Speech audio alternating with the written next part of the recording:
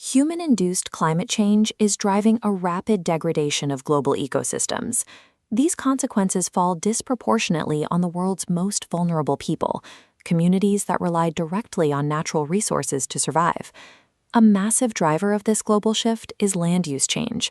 Deforestation, agriculture, and other land conversions account for nearly a quarter of all human greenhouse gas emissions. Land-based mitigation strategies, like planting trees or protecting forests, are mathematically necessary to stabilize the climate. But a project designed strictly to maximize carbon sequestration can create immense collateral damage.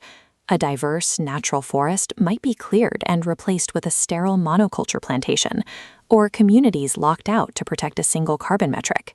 To prevent these isolated accounting failures, the carbon market required a new methodological framework, one that evaluated a project on its holistic footprint.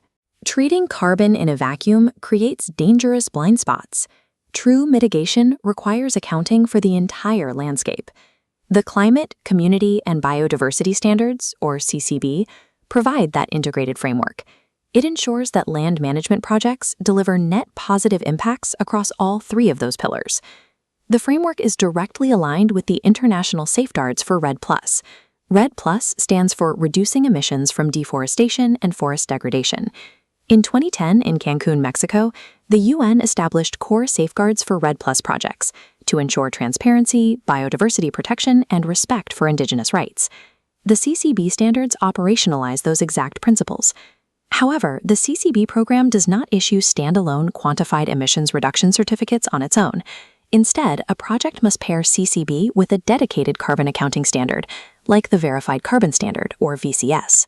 The carbon standard quantifies the emissions reductions, while CCB attaches a verified multiple benefit label to the resulting carbon credits. For investors, that label serves as a rigorous risk mitigation tool. It proves that a project delivers verified socio-ecological benefits alongside atmospheric carbon removal, shielding buyers from projects with hidden environmental or human rights liabilities. We start with the project zone, the geographic boundary of direct impacts. Before intervening, developers calculate the without project scenario, the expected trajectory of land use changes without the project, often a steady decline of ecological health. Against that baseline, the project must prove additionality. Proponents must document that their specific climate, community, and biodiversity benefits would not have occurred under that deteriorating baseline scenario. Proving additionality means demonstrating that significant financial, technological, or institutional barriers existed. Without carbon revenue or CCB certification, the project simply would have failed to launch. Crucially, actions already required by existing laws or regulations cannot be claimed as additional benefits unless the proponents can prove those laws are systematically unenforced. A project's true value is exclusively defined by the measurable delta between the degraded baseline trajectory and the improved outcomes generated by the intervention. Looking at this carbon data layer, we evaluate the first pillar, climate. A project must demonstrate a net positive climate impact, which is the exact difference between the baseline emissions and the total greenhouse gas removals resulting from the project's activities. This calculation incorporates a strict 20% significance threshold for non-CO2 emissions. If secondary greenhouse gases like methane or nitrous oxide, often released from biomass burning or synthetic fertilizers, account for more than 20% of expected emissions, they must be explicitly quantified. Then, the project must account for leakage.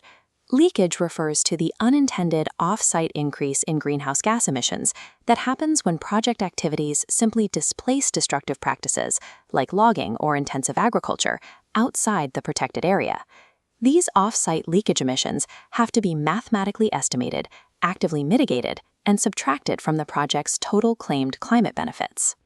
The climate pillar prevents projects from simply pushing emissions across an invisible border, ensuring atmospheric benefits are realized globally, not just locally.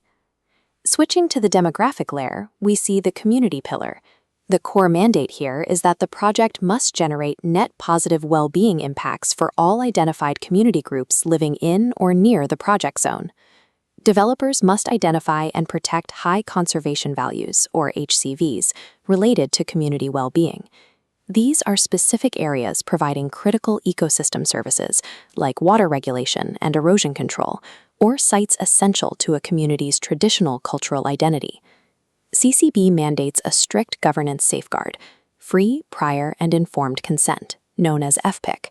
This must be obtained from any property rights holders affected by the project. The word consent inherently guarantees the absolute option for communities to withhold that consent. They must be able to say no without facing coercion, manipulation, or retaliation. The project is required to establish a 3-stage feedback and grievance redress procedure. Disputes escalate systematically, starting with amicable resolution, moving to neutral third-party mediation, and finally to formal arbitration. Under CCB, local communities are never treated as obstacles to conservation. They are institutionalized as active rights holders and primary beneficiaries of the land management. Finally, this biological layer tracks the biodiversity pillar. Proponents must estimate changes and guarantee a net positive impact on native species and ecosystems over the lifetime of the project. This comes with strict biological prohibitions. Projects cannot use genetically modified organisms to generate emission reductions. There are also rigorous mandates regarding non-native and invasive species, plants or animals that threaten local habitats and outcompete native life. Proponents must prove that no known invasive species are introduced into the project area and that the population of any existing invasive species does not increase as a result. They must also map and manage biodiversity-specific high conservation values. This ensures the protection of globally threatened species, highly localized endemic populations, and rare declining ecosystems. True climate mitigation requires restoring the complex, resilient biological architecture of a landscape. It cannot be achieved by exploiting a biome for a single isolated carbon metric. To ensure these 3 pillars are actually upheld, projects are subject to mandatory independent audits by approved validation and verification bodies, or VVBs. The audit process operates in 2 distinct phases. Validation evaluates the project's theoretical design to ensure it meets CCB criteria. Verification is the ongoing evaluation of the actual delivery of net benefits. CCB requires this verification to be performed at least every 5 years. A successful verification is the only thing that actually allows the permanent CCB label to be added to a greenhouse gas credit on a public registry. A project's design is merely a hypothesis. It holds no market weight until it survives the continuous, rigorous scrutiny of empirical verification. Projects that exceed these baselines can achieve CCB gold levels.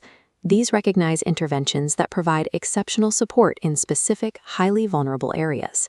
There are 3 optional gold levels: climate change adaptation, exceptional community benefits for projects that are explicitly pro-poor or smallholder-led, and exceptional biodiversity benefits for those conserving highly vulnerable key biodiversity areas.